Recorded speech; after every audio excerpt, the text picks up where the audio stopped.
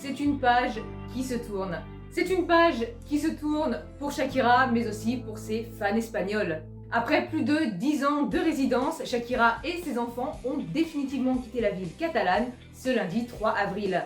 Entre Shakira et la ville de Barcelone, c'est une grande histoire d'amour qui a eu des bons et des mauvais moments. Shakira y vivait depuis fin 2014 avec son ex-compagnon et elle voyait en la ville de Barcelone la ville idéale pour y élever des enfants et leur offrir surtout une stabilité. Du moins, c'est ce qu'elle pensait fortement à l'époque. Barcelone a été le théâtre de très bons souvenirs, comme la naissance de ses 2 enfants, bien évidemment, mais aussi le tournage de nombreux clips vidéo de Shakira. Depuis l'officialisation de sa romance avec son ex-compagnon, Shakira a tourné pas moins de 17 clips entre 2011 et 2022. Je vous épargne l'énumération de toute la liste, ça serait vraiment beaucoup trop long, mais pour vous donner un ordre d'idée, c'est tous les singles de l'album Sale El Sol, à l'exception d'Addicted to You, qui lui a été tourné en Californie, et tous les singles de l'album El Dorado, là, sans exception.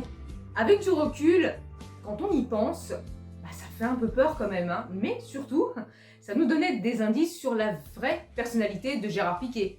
Et après ce qu'il a fait l'an dernier, je m'aperçois que tout ce que j'ai lu sur lui pendant toutes ces années ne font que confirmer tout ce que je pense de lui.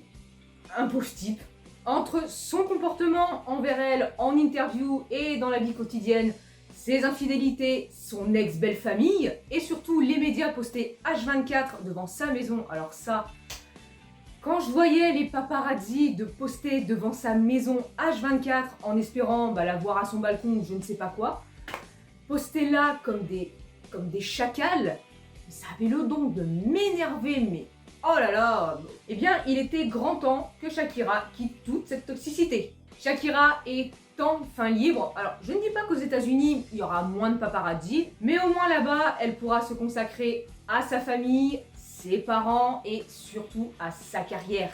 C'est sûr, ça fait un petit pincement au cœur de la voir partir, mais en même temps, on est tellement heureux qu'elle s'éloigne de tous ces abrutis.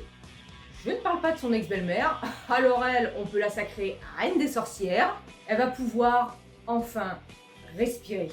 C'est une page sombre qui se tourne, mais qui va laisser place à une vie lumineuse.